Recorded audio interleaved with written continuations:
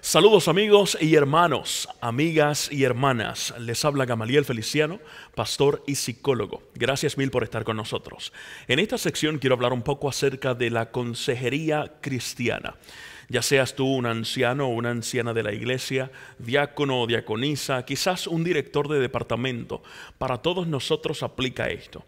Si bien es cierto que no todo el mundo tiene el don de la consejería o tiene talento para la consejería, es muy bueno que todos sí entendamos cuál es el proceso de la consejería desde una perspectiva cristiana.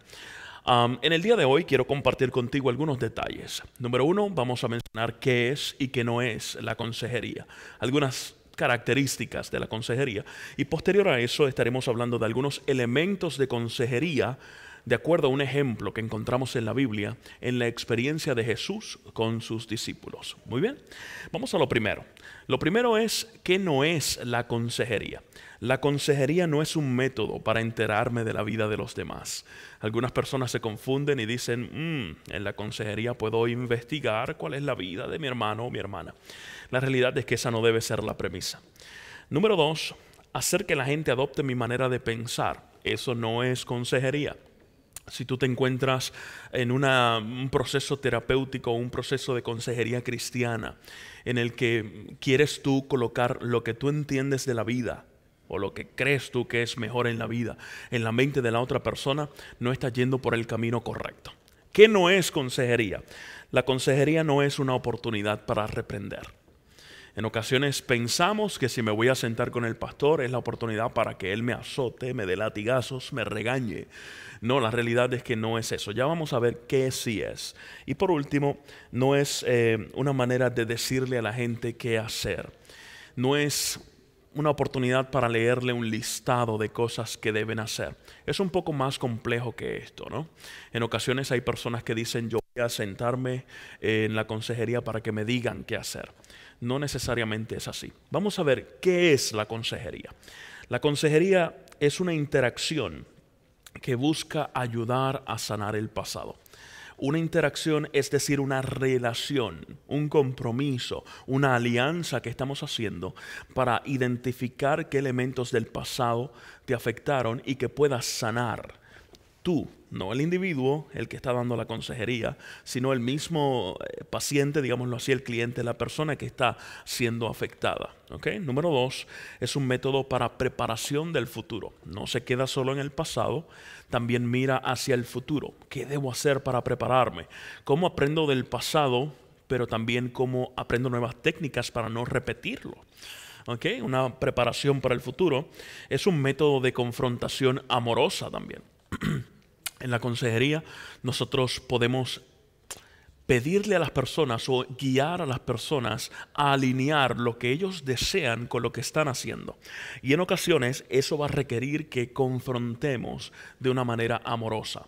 Nuevamente, no son latigazos, no son regaños, es más bien la opinión objetiva de alguien que está fuera de la situación.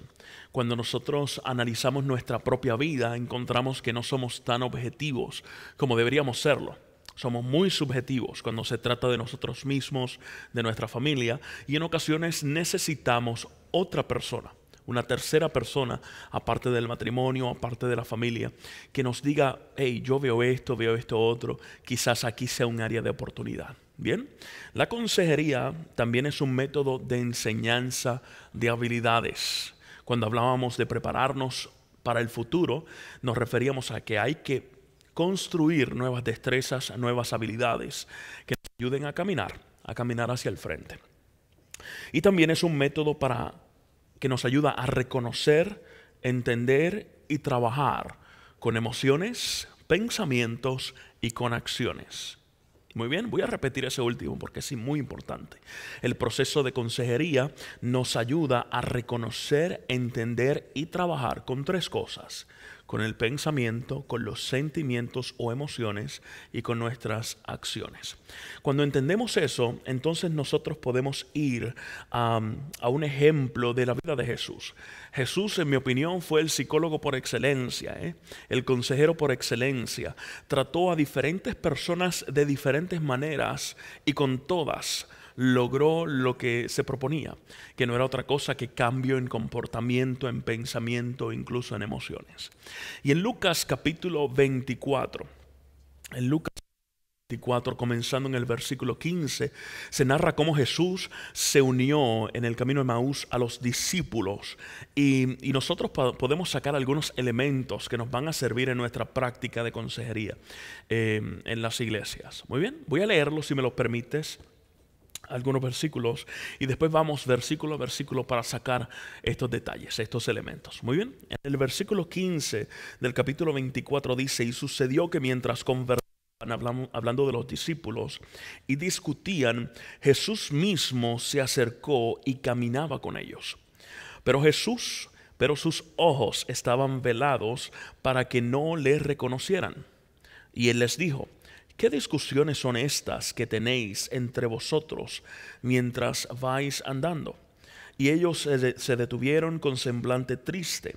Respondiendo uno de ellos, llamado Cleofas, le dijo: ¿eres tú el único visitante en Jerusalén que no sabe las cosas que en ella han acontecido en estos días? Entonces él les dijo: ¿qué cosas? Y ellos le dijeron: las referentes a Jesús el Nazareno, que fue un profeta poderoso en obra y en palabra delante de Dios y de todo el pueblo. Versículo 20. Y como los principales sacerdotes y nuestros gobernantes le entregaron a sentencia de muerte y le crucificaron, pero nosotros esperábamos que él era el que iba a redimir a Israel. Pero además de todo esto, este es el tercer día desde que estas cosas acontecieron. Y también algunas mujeres de entre nosotros nos asombraron, pues cuando fueron de madrugada al sepulcro y al no hallar su cuerpo, vinieron diciendo que también habían visto una aparición de ángeles que decían que él vivía. Algunos de los que estaban con nosotros fueron al sepulcro y lo hallaron tal como también las mujeres habían dicho, pero a él no lo vieron. Entonces Jesús les dijo: oh insensatos y tardos de corazón, para creer todo lo que los profetas han dicho. ¿No era necesario que el Cristo padeciera todas estas cosas y entrara en su gloria? Y comenzando por Moisés y continuando con todos los profetas, les explicó lo referente a él en todas las escrituras. Se acercaron a la aldea donde iban y él hizo como que iba más lejos. Y ellos le instaron diciendo: quédate con nosotros porque está atardeciendo y el día ya ha declinado. Y entró a quedarse con ellos. Y sucedió que al sentarse a la mesa con ellos, tomó pan y lo bendijo, y partiéndolo les dijo. Entonces les fueron abiertos los ojos y les reconocieron, pero él desapareció de la presencia de ellos. Varios elementos. Vamos con el primero. En Lucas capítulo 24, versículo 15, se nos dice que Jesús caminó con ellos. Si tú quieres tener un buen proceso de consejería con las personas en tu iglesia, es importante que camines con ellos. Y no estoy hablando de un caminar literal, estoy hablando de vivir con estas personas. La relación se fomenta con el tiempo que pasamos juntos. Y mientras más alta sea la relación, más probabilidad hay de que estas personas te escuchen y de que confíen en ti. Entonces, el proceso de consejería comienza no mientras estás con la persona sentado, sino mucho antes, cuando ya estableciste una relación con estas personas, ¿ya? Caminó con ellos. Número 2, Jesús le preguntó, encontramos más adelante en los versículos 17 al 19, cómo Jesús le preguntó a los discípulos qué sucedía. A nosotros nos enseña muy bien a hablar, pero muy pocas veces a escuchar. Y el proceso de preguntar a la gente lo que indica es que queremos escucharles. Pregunta. Hay dos tipos de preguntas, principalmente preguntas abiertas, preguntas cerradas. Las preguntas cerradas son las que se contestan con un sí o con un no. ¿Estuviste bien en la escuela hoy? Sí. ¿Te llamas de esta manera? Sí. Versus las preguntas abiertas que son ¿cómo te fue en la escuela hoy? No se contestan con un sí o con un no, sino con una narrativa. Utiliza ese tipo de preguntas. Jesús en esta ocasión utilizó ese tipo de preguntas. ¿Qué sucede? ¿Por qué les veo triste? ¿Ya? Número 3. Escucha. Hablábamos acerca de escuchar en el punto anterior, y aunque la Biblia, Lucas aquí no menciona directamente que Jesús los escuchó, es implícito que Jesús les escuchó. Requiere concentración. Requiere que coloques tus sentidos en favor de esa persona. Si tú estás escuchando y estás pensando en lo que le vas a contestar a esa persona antes de que ella termine, no estás escuchando realmente. Escucha, analiza, piensa, mira los tonos, el volumen, la postura. Todo eso te habla. De hecho, más del 80% de nuestra comunicación es una comunicación no verbal. Así que fíjate en lo que no es verbal, que también te brinda un mensaje. En otras palabras, escucha observando. Número 4, acepta a los demás. Esto también es implícito acá, pero lo encontramos de una manera bastante clara, a pesar de que no es mencionado literalmente.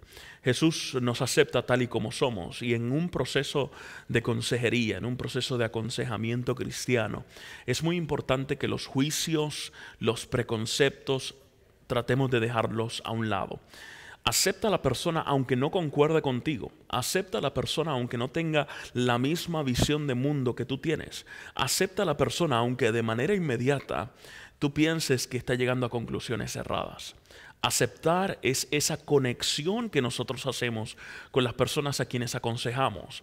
Y créanme, es un largo trecho en el camino hacia el éxito.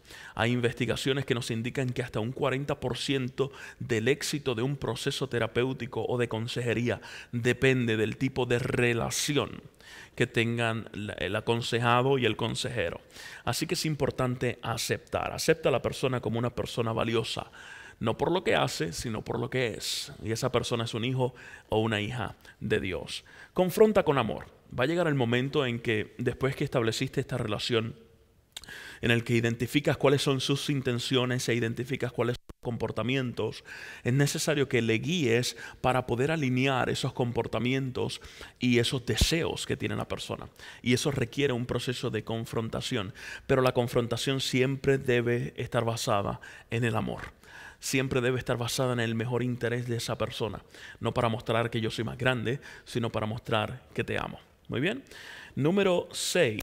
Enseña. Un paso muy importante dentro de la consejería es la enseñanza. En muchas ocasiones pensamos que dentro de la iglesia lo que hay que hacer es orar. Y es muy bueno orar, es necesario orar, sí lo es. Pero Dios también te ha mandado a obrar en fe, ¿ya? Y eso es parte de la enseñanza. Si yo acostumbro a gritarle a mi familia, orar es necesario, sí lo es. Pero también debo correr la milla extra y aprender a cómo hablar mejor. Y en el proceso de consejería, el consejero tiene la tarea de irle enseñando a la persona a cómo hacer mejor las cosas, ¿ya? A cómo recurrir a nuevas destrezas y herramientas. Se trata de promover el cambio. Número 7, involúcrate. Jesús se quedó con ellos a comer, y esto tal vez es muy relacionado a lo primero que mencionamos. Conoce a la gente, camina con ellos. Y por último, da espacio. Da espacio. Jesús identificó cuándo era necesario desaparecer. Tú no quieres crear una relación de dependencia donde esta persona, cada vez que tenga un pequeño problema, recurra a ti como la solución. Tú quieres que esta persona aprenda para que vaya desarrollándose y desarrolle a su familia y puedan resolver sus propios issues. Que tú estés allí como un recurso, no como una muleta, ¿ya? Si tú tienes que volver al proceso, muy bien. Eso es válido también, pero la idea o lo ideal es que esta persona pueda desarrollarse de una manera individual y la familia pueda en conjunto aprender a hacer mejor las cosas. Hay ciertas limitaciones dentro de lo que es la consejería y quizás deba terminar en unos segundos con esto. Debemos saber cuáles son nuestros límites, límites legales, límites en conocimiento. Hay cosas con las que nosotros, siendo hermanos de la iglesia, laicos, no debemos lidiar. Y debemos tener un libro de recursos para referir a las personas cuando ya se salen de esa zona en la cual tú y yo, o para la cual tú y yo estamos capacitados. Conoce tus límites también. Ojalá y esto te haya servido. Espero que haya sido de bendición y que a su vez puedas bendecir a otros en la consejería en nuestra iglesia. Que Dios te guarde.